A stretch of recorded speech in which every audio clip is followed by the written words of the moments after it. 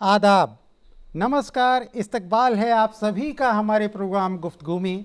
जैसा कि आप सब जानते हैं कि इस प्रोग्राम के जरिए हम आपकी मुलाकात किसी न किसी अजीम हस्ती से कराते हैं और हमारे साथ मौजूद हैं दिल्ली के बीजेपी नेता और नॉर्थ दिल्ली म्यूनिसिपल कॉरपोरेशन के मेयर श्री जयप्रकाश। जेपी भाई के नाम से मशहूर जयप्रकाश दिल्ली बीजेपी का एक जाना माना नाम है और वो संगठन में कार्यक्रमों की व्यवस्था संभालने के लिए जाने जाते हैं। छात्र राजनीति से अपने राजनीतिक सफर की शुरुआत करने वाले जयप्रकाश साल 2017 में पहली दफा निगम पार्षद चुन के आए और आज नॉर्थ दिल्ली म्यूनिसिपल कॉरपोरेशन के मेयर हैं। बचपन से ही जुझारू रहे जयप्रकाश का ये सफर इतना आसान नहीं रहा, लेकिन अपनी बुलंद हौसलों और हार ना मानने वाले जज्बे से वो अपने दम पर अपनी पहचान बनाने में कामयाब रहे। निगम पार्षद और मेयर होने के नाते वो अपनी जिम्मेदारियों को बखूबी अंजाम दे रहे हैं और बेहतर काम करने की लगातार कोशिश करते रहते हैं। अपने इलाके की समस्याओं के साथ ही कोरोना जैसी गंभीर बीमारी से निपटने के लिए भी उन्होंने हर मुनासिब कदम उठाया है और दिन रात लोगों की सेवा में जुटे रहते हैं। बहुत बहुत स्वागत है जेपी भाई जयप्रकाश जी आपका हमारे इस खास प्रोग्राम गुफ्तगू में। आपने बतौर पार्षद अपनी पारी की शुरुआत की और अब मेयर भी हैं, तो इन दोनों जिम्मेदारियों को, अहम जिम्मेदारियां हैं, इनको कैसे निभाते हैं आप? सबसे पहले तो आपका नमस्कार। सभी जो हमसे जुड़े हुए लोग हैं उनको मैं नमस्कार करता हूं और गुफ्तगू के माध्यम से जनता से संवाद करने का बहुत अच्छा तरीका है। हम अपनी बात वहां तक पहुंचाएं।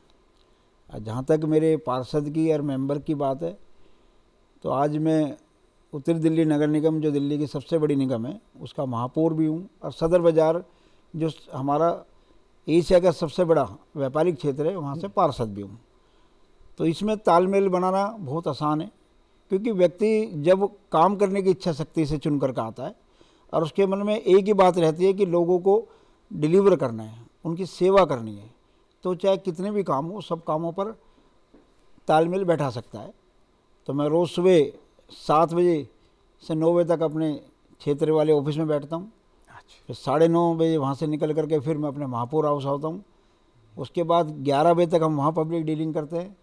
11 साढ़े 11 बजे के बाद फिर सिविक सेंटर आते हैं। सिविक सेंटर में फिर अपने ऑफिस में बैठ करके जो लोग आते हैं उनके साथ उनकी समस्या का समाधान करते हैं। और फिर बीच में जो उद्घाटन होते हैं, शिलान्यास होते हैं, अन्य जो कार्यक्रम होते हैं, उनका एक तालमेल बैठा करके 4 बजे के बाद हमारे अधिकारी के साथ मीटिंग होती है। तो जो काम हमने आज किए उनकी समीक्षा, और जो कल करने हैं उनकी तैयारी। तो जो संबंधित विभाग है उनको हम बुलाते हैं और बुला करके बातचीत करते हैं।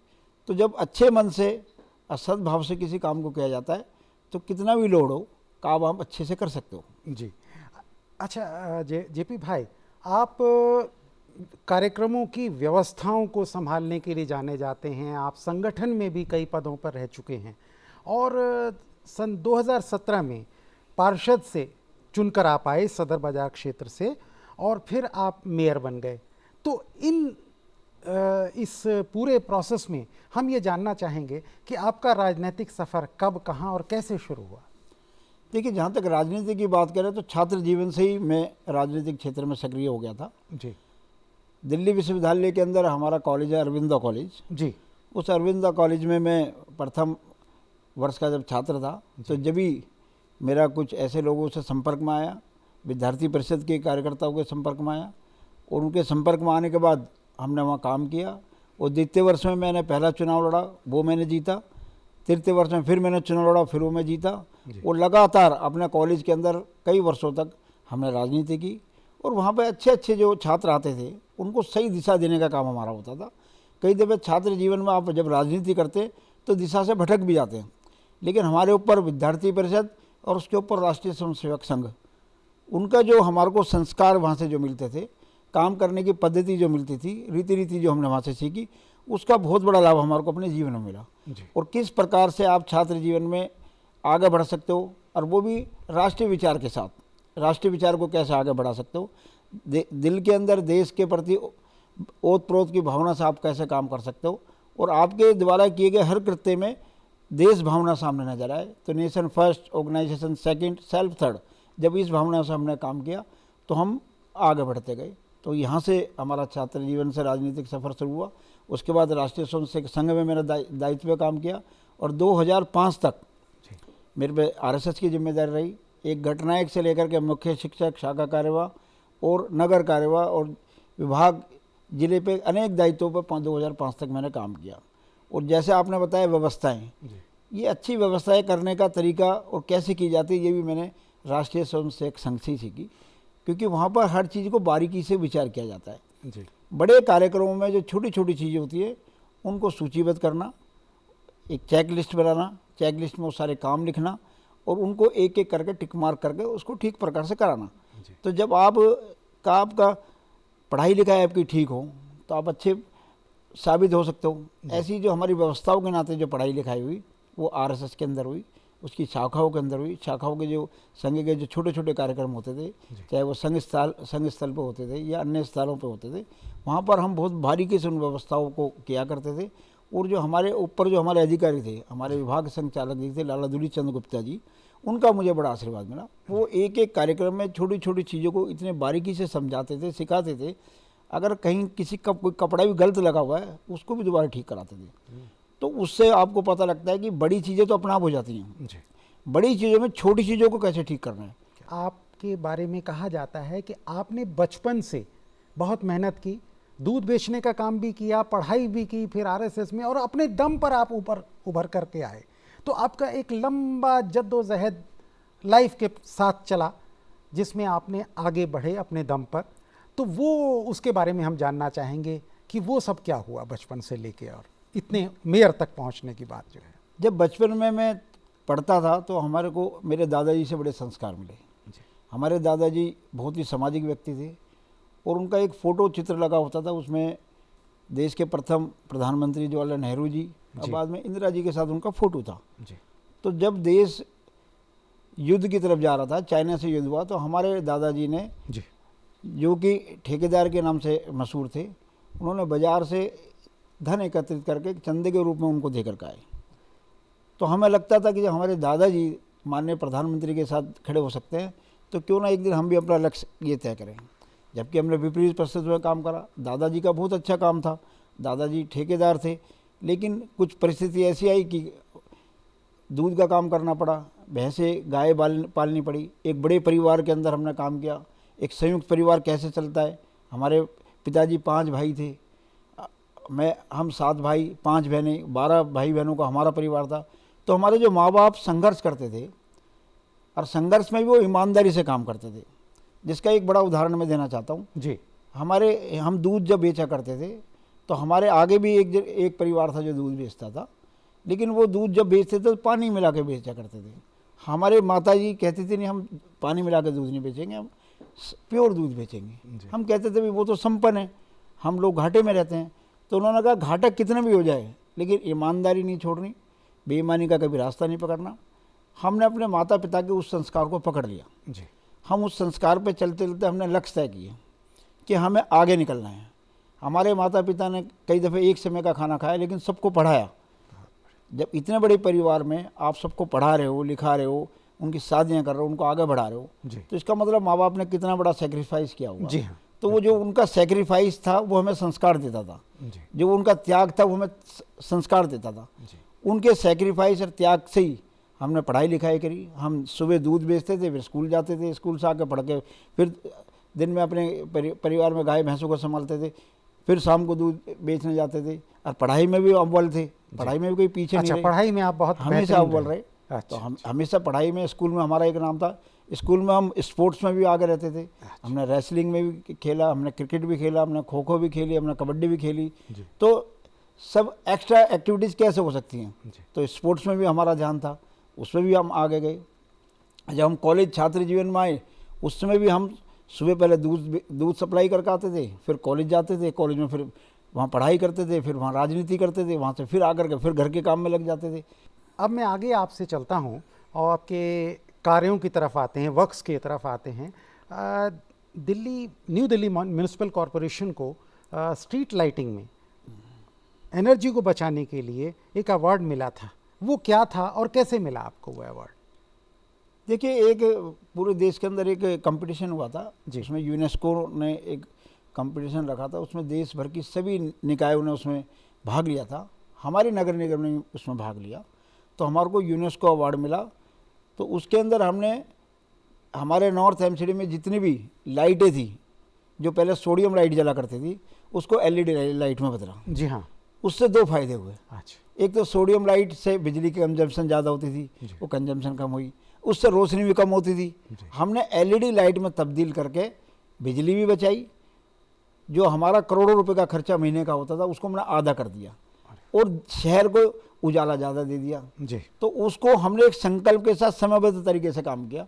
हमने अपने अधिकारियों को टारगेट फिक्स किए कि आपका ये टारगेट है, इस समय में आपको सारा काम पूरा करना है, और हमने समय से पूर्व ही अपने इस काम को पूरा किया। और पूरे देश भर में नगर निगम को प्रथम पुरस्कार मिला, 1 लाख का हमारे को कैश प्राइज मिला, यूनेस्को अवार्ड से हम सम्मानित किए गए। और दिल्ली के नगर निगम भी अच्छा काम कर सकती हैं, दिल्ली के नगर निगम भी आगे बढ़ के काम कर सकती है, वो एक संदेश गया। और आगे जो हमारे को निगम में और काम करने हैं, तो हम अन्य अधिकारियों को भी, जो हमारे अन्य विभाग है, उनको भी वो यूनेस्को अवार्ड दिखा करके हम कहते हैं कि हर फील्ड के अंदर निगम के अंतर्गत आने वाले सब कामों में हमें अव्वल आना है। चलिए यहीं से चलते हैं। दिल्ली आजकल, हमारी आप सबकी दिल्ली जो है वो दो समस्याओं से जूझ रही है। एक कोरोना 19 और दूसरा पॉल्यूशन, दम घोटू हवा है। अभी समाचार पत्रों में था 41 दिन के बाद दिल्ली को साफ हवा मयस्सर हुई। तो इन दोनों चीज़ों से आप कैसे निपट रहे हैं? देखिए, दोनों की दोनों समस्याएं बड़ी गंभीर समस्याएं हैं। जी। दिल्ली देश की राजधानी है। दिल्ली देश की राजधानी का अर्थ है कि देश का जो दिल है वो दिल्ली है, यहाँ से हमारी सारी सरकार चलती है। तो दिल्ली को ठीक रखना, दिल्ली बीमार ना हो उसकी चिंता करना सरकारों का काम है। दिल्ली के अंदर हम सरकार की बात करते हैं तो हमारी 3 सरकारें यहाँ काम करती है। हमारे मार्गदर्शन के रूप में भारत सरकार हमारे सर पे बैठी है, जो कि हमें हमेशा मार्गदर्शन भी देती है, हमारी सहायता भी करती है। दूसरा हमारी दिल्ली सरकार है, जो एक अभिभावक के रूप में काम करती है। तीसरा हम नगर निगम के रूप में। जब तक तीनों सरकारों का आपस में तालमेल नहीं होगा, जब तक आप किसी समस्या का समाधान नहीं कर सकते। जी। अगर हम कोरोना की बात करें, जब कोरोना देश के अंदर आया और देश के अंदर जब दिल्ली के अंदर आया, तो भारत सरकार ने, मुझे अच्छी तरह याद है, फरवरी के महीने के अंदर ही माननीय देश के प्रधानमंत्री मोदी जी ने हमारे जो स्वास्थ्य मंत्री डॉक्टर हर्षवर्धन जी, उनको आदेश दिए कि देश में कोरोना को कैसे कंट्रोल करना है, आप उसके ऊपर मीटिंग बुलाओ, बैठक बुलाओ, अधिकारियों के साथ बैठो। तो फरवरी के महीने में पहली बैठक डॉक्टर हर्षवर्धन जी ने अपने मंत्रालय में बुलाई और उसकी तैयारी सारी की सारी की। हमारे को जो गाइडलाइन भारत सरकार से मिली, उस गाइडलाइन पर हमने काम किया। हमने मार्च के महीने के अंदर अपनी हाई लेवल मीटिंग बुलाई नगर निगम की। नगर निगम ने 4S फार्मूला बनाया कि 4S फार्मूले पर हम काम करेंगे। वो क्या है? 4S फार्मूला था, सबसे पहला एस था स्वच्छता, सफाई जी।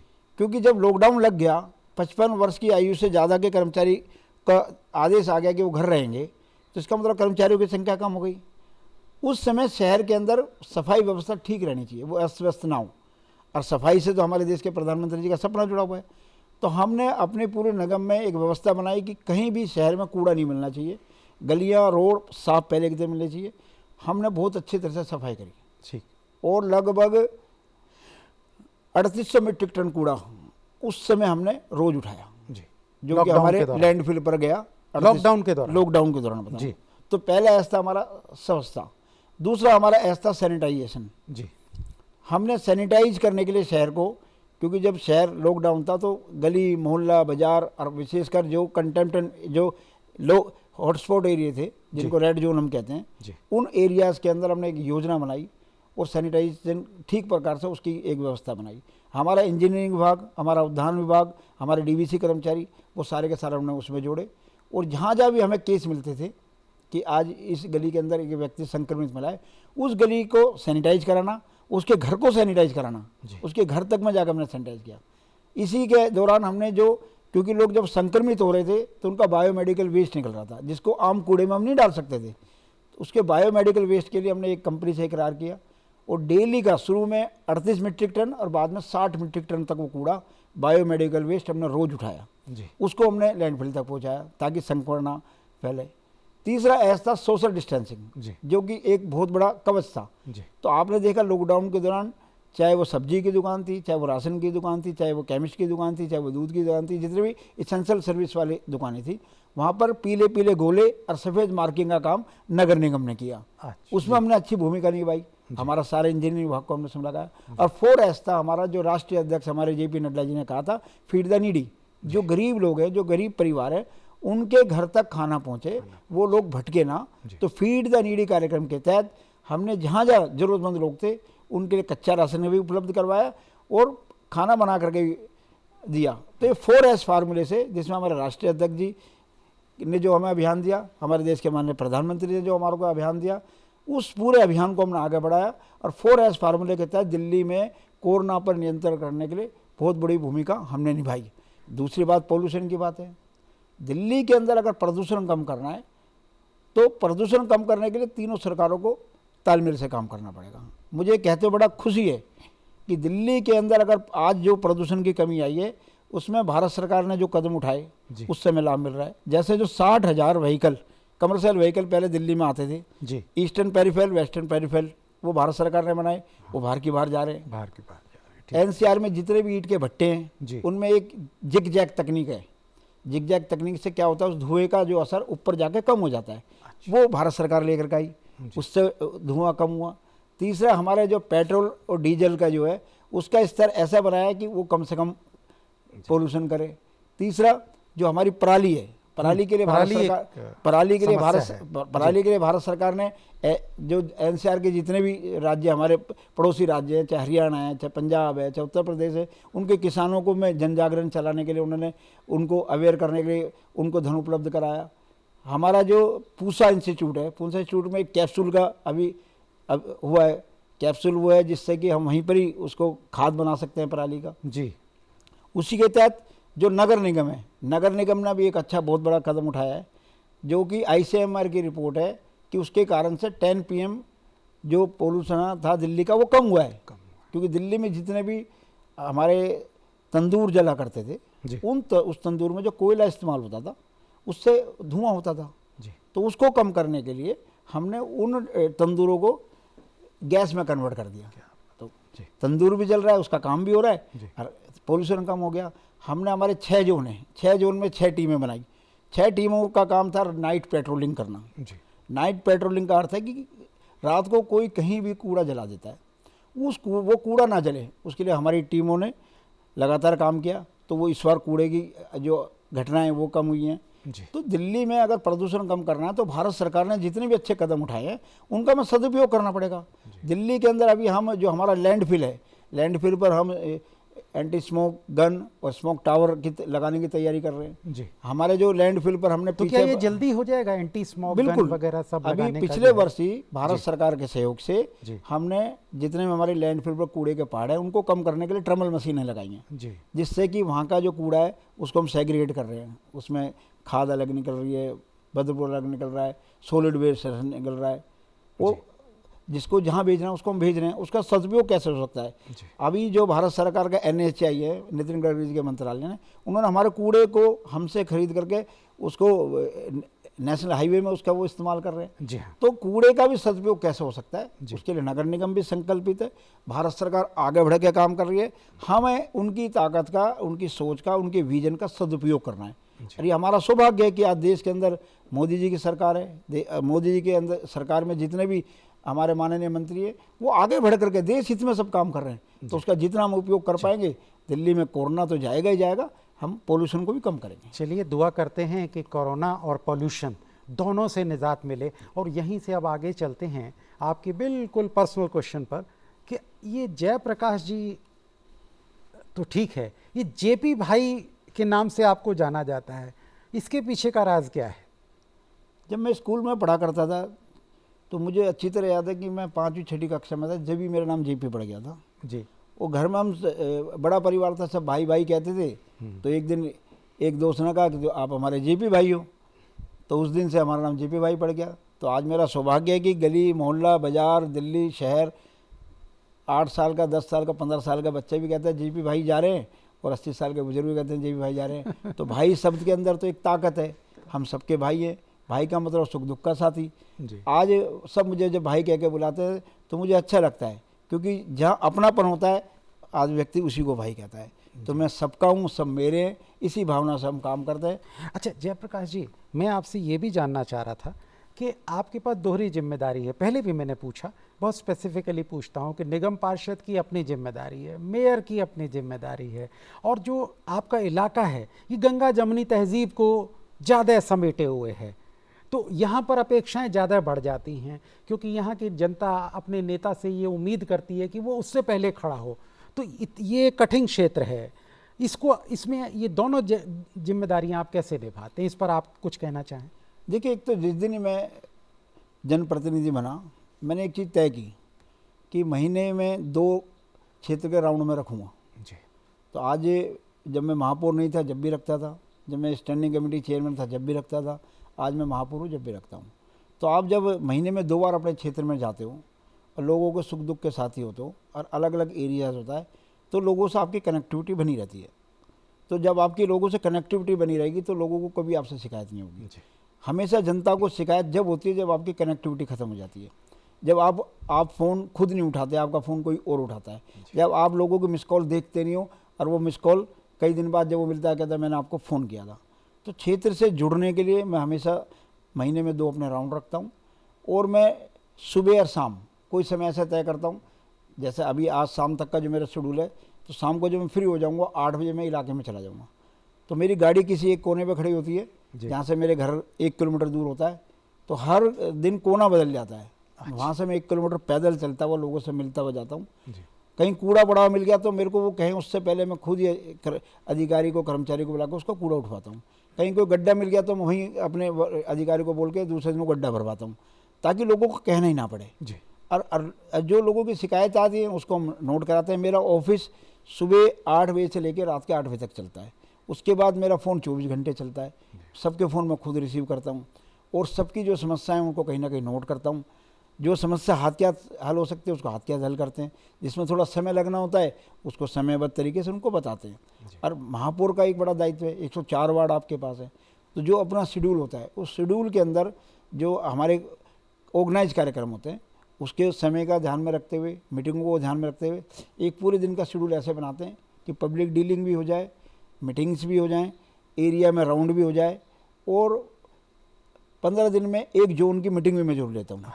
क्योंकि जोन से आपकी कनेक्टिविटी रहनी चाहिए, उनसे कनेक्टिविटी रहती है तो आप काम आसानी से कर सकते हो। तो इस तरह से एक तालमेल बना के काम करते हैं। अच्छा एक बात बताइए, जब ये बहुत अहम जिम्मेदारियां हैं, बहुत बिजी रहते हैं, लेकिन कुछ ना कुछ फुर्सत के वक्त मिलते होंगे, फुर्सत के क्षण मिलते होंगे, उन फुर्सत के क्षणों में आप क्या करते हैं? फुर्सत के जैसे क्षण मिलते हैं कोशिश करते हैं परिवार के साथ बिताएं। अच्छा। क्योंकि जब आप राजनीतिक क्षेत्र में काम करते हो तो सुबह से लेकर शाम तक एक भागम भाग वाली ज़िंदगी होती है। तो हमें घंटा 2 घंटा जो मिलता है, तो जो हमारी धर्मपत्नी, जो हमारी बैकबोन है जी, जिसके कारण से परिवार चलता है, जिसके कारण से हम राजनीति कर पाते हैं, जो पीछे से सारे परिवार को संभालती है, बच्चों को संभालती है, तो कोशिश करते हैं उनके साथ समय बीते, बच्चों के साथ समय बीते, और बच्चों के साथ एक फ्रेंड दोस्त की तरह समय बीते। तो उनकी बातों को सुनना, अपनी बात को समझाना, और फिर जो बाकी उसके बाद समय बचे तो थोड़ा स्पोर्ट्स में। अच्छा, स्पोर्ट्स में इसमें रहे। तो बचपन में रेसलिंग भी की, जैसे मैंने किया, स्पोर्ट्स में रहे, खो खो खेली, कबड्डी खेली, क्रिकेट खेला। तो उसमें से जहाँ कहीं क्रिकेट मैच आ रहा होता तो उसको देखना। अच्छा, पिक्चरें वगैरह देखी कि नहीं देखी? पिक्चर देखी हमेशा देशभक्ति की। अच्छा, देशभक्ति की कई पिक्चर आती है तो फिर वो टीवी बंद नहीं होता। गाने जो हमेशा अच्छे लगते हैं देशभक्ति के गाने अच्छे लगते हैं, और जो फिल्में कुछ सिखाने का प्रयास करती है, जिसमें संस्कार आते हैं, चाहे सामाजिक मुद्दों से जुड़ी हुई हो, चाहे धार्मिक मुद्दों से जुड़ी हो, जिससे अपने अंदर कुछ सीखने का जज्बा पैदा हो। तो कोई देशभक्ति का गाना आप गुनगुना दीजिए जो आपको बेहद पसंद हो। मेरा रंग दे बसंती चोला, माए रंग दे बसंती चोला, मेरा रंग दे बसंती चोला। तो ये जो मेरा रंग दे बसंती चोला है, तो शहीद भगत सिंह, राजगुरु, सुखदेव, जिन्होंने हंसते हंसते 21 साल की आयु में फांसी के फंदे को चूम लिया था, ऐसे देशभक्तों को हमेशा याद रखना चाहिए, उनकी कुर्बानी को याद रखना चाहिए, उन्होंने देश को देखा था, उन्होंने खुद को नहीं देखा था। जब भी हमारी पार्टी संगठन कहता है नेशन फर्स्ट, हमारे लिए देश पहले, उसके बाद हमारा अपना संगठन है जिसने हमारे को यहाँ तक पहुँचाया है। देश रहेगा तो संगठन रहेगा, संगठन रहेगा तो हम रहेंगे, उसके बाद हम सेल्फ थर्ड। तो हमेशा देश को प्रथम आगे रखते हुए हम काम करते हैं। जो भी काम करते हैं उसमें देश का भला कैसे हो सकता है, लोगों का भला कैसे हो सकता है, यही सोच के हम काम करते हैं। अच्छा जेपी भाई, कभी ऐसा लगा हो फ्यूचर के पॉइंट ऑफ व्यू से कि कोई काम हैं जो अभी अधूरे रह गए हैं, कोई ख्वाब ऐसे हैं जो पूरे होने हों, तो उसके बारे में आप कुछ कहना चाहें? देखिए, ख्वाब तो हमेशा देखने चाहिए। जैसे हमारे देश के पूर्व राष्ट्रपति, उन्होंने कहा था कि सपने देखो, लेकिन सपने वो देखो जो आपको सोना ना दे, सोने ना दे। जी। नींद में सपने नहीं देखना, ऐसे सपने देखो जो आपको नींद ना आने दे। तो हमारा एक ही सपना है, ये भारत विश्वगुरु बनना चाहिए जी। ये भारत देशवर्ष हमारा आगे बढ़ना चाहिए। जेपी भाई, हमारा ये जो प्रोग्राम है ये पूरे हिंदुस्तान में, पूरे मुल्क में देखा जा रहा है, विदेशों में भी देखा जा रहा है। चलते चलते आप कोई पैगाम देना चाहें? आज गुफ्तगू के माध्यम से मैं अपने पूरे दिल्ली, देश और विश्व के सभी लोगों को सिर्फ यही संदेश देना चाहता हूँ जो देश के माननीय प्रधानमंत्री जी ने कहा है, क्योंकि इस समय जो सबसे बड़ा संकट है वो है कोरोना संकट। कोरोना संकट से लड़ सकते हैं हम जब तक दवाई नहीं तब तक ढिलाई नहीं, मास्क है जरूरी, 2 गज की दूरी, इन 2 मंत्रों को पकड़ करके अगर सब काम करेंगे तो इस बड़े संकट से बच पाएंगे। तो हमारे देश के माननीय प्रधानमंत्री ने जो बात कही है उसको मैं पूरे विश्व में चाहता हूँ, वैसे तो सब जगह गया हुआ है, लेकिन एक बार मेरे माध्यम से भी जाए कि हम देश के माननीय प्रधानमंत्री जी की बात को पकड़ें। एक परिवार है, एक परिवार के रूप में हम सबका मान सम्मान करते हुए आगे बढ़ें और राष्ट्र हित में, देश हित में, विश्व हित में जो अच्छे काम हो सकते हैं उनको आगे बढ़ाएं, जो कमियां हैं उनको वहीं रोकें और अपने से जो अच्छे कार्य हो सकते हैं उनको आगे करेंगे तो सब कुछ अच्छा होगा। जी। जयप्रकाश जी, या यूं कहूं कि जेपी भाई, आप हमारे ख़ास प्रोग्राम गुफ्तगू में आए, आपने हमसे गुफ्तगू की, अच्छी अच्छी बातें बताईं, अपना विज़न बताया, क्या कर रहे हैं और क्या करेंगे इसका भी एक अंदाज़ा आपने दिया, अपनी बहुत सारी पर्सनल इश्यूज़ भी हमसे डिस्कस किए, आप हमारे इस कार्यक्रम में आए, इसके लिए आपका तहे दिल से शुक्रिया। बहुत बहुत धन्यवाद। मुझे भी गुफ्तगू में आकर के जो गुफ्तगू की है उसका बड़ा आनंद आया है और ये आनंद मैं हमेशा लेते रहूँगा। जी, थैंक यू। जी। तो ये थे नॉर्थ दिल्ली म्यूनिसिपल कॉरपोरेशन के मेयर और दिल्ली बीजेपी के कर्मठ जुझारू नेता जयप्रकाश जी यानी जेपी भाई। अगले हफ्ते आपसे फिर मुलाकात होगी। आप यूं ही खुश रहें और अपना ख्याल रखें। आदाब।